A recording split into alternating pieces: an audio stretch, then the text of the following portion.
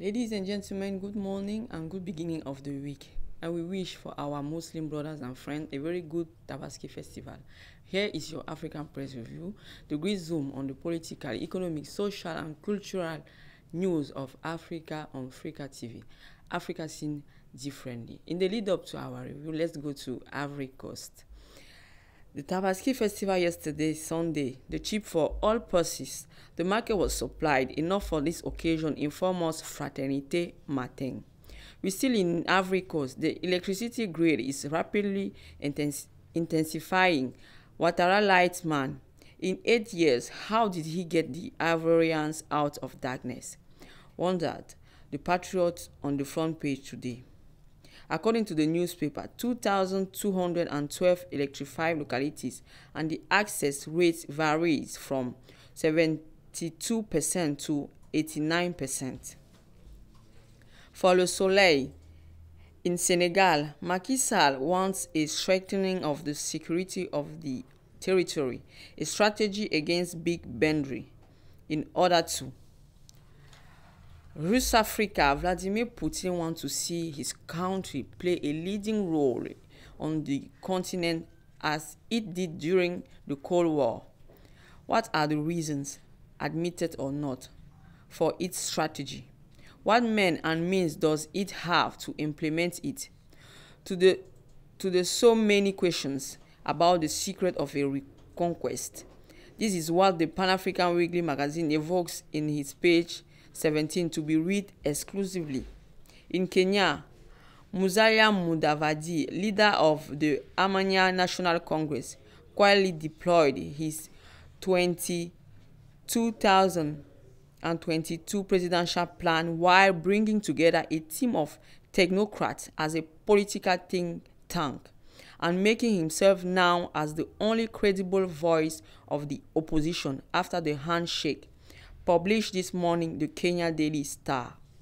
Let us unite, let us focus on the economy are the words of President Zimbabwean to overcome the current socio-economic challenges, which he described as a transitional phase as the country celebrates Heroes Day today, reverse the daily life with the Herald. In Nigeria, a road accident that killed 20 travelers on the Bauchi-Maiduguri highway in the Darazo local government area of Darazo, Bauchi State this weekend.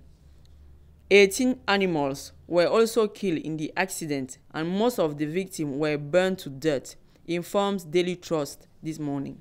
We remain in Nigeria. The Buhari reforms take on a new urgency as oil prices demand slight emergency movement on fuel, electricity subsidies, squeezing on 14 billion naira of bonds due September and February 2020, titled Business Day. The national president of the Nigeria Union of Local Government Employees, Ibrahim Khalil, told the Nigerian Daily Punch that state governments had found another way to divert money from local government accounts despite financial guidance from the Nigerian Financial Intelligence Unit. Let's leave Nigeria for Angola. Journal de l'Angola is making headlines on the Southern African Development Community Parliamentary Forum, which could be transformed into a regional parliament from the 39th summit of the organization to be held on the 17th and 18th of this month in Dar es Salaam, the capital of Tanzania.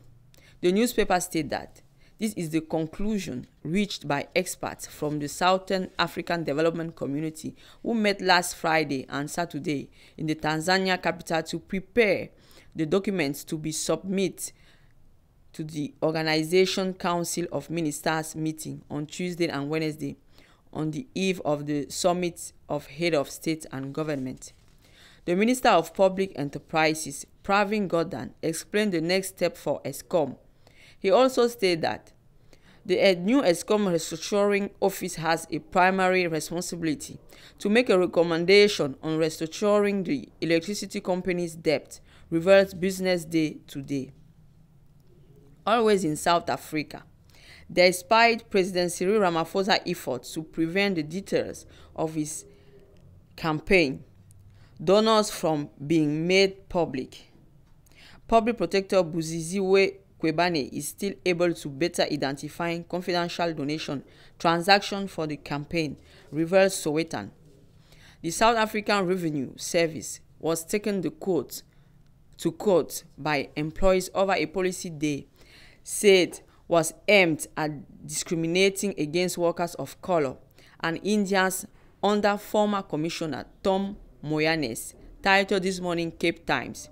According to the newspaper, the 19 tree employers, all from the Western Cape, also claim compensation from SARS because they claim that its 2016 transformation policy prevented them from applying for a position or being promoted on the basis of race. Let's fence this with this last information Always in South Africa, a rural municipality in the Eastern Cape paid 23,000 rand on 2 luxurious cars rented for the mayor and council president in just 3 months. This comes at a time when the national government has asked municipalities to tighten their belts, reveal Daily Dispatch this day. That's all for our African Press Review. Thank you for your loyalty. Thank you for following us. Subscribe to our channel and like the video. Goodbye.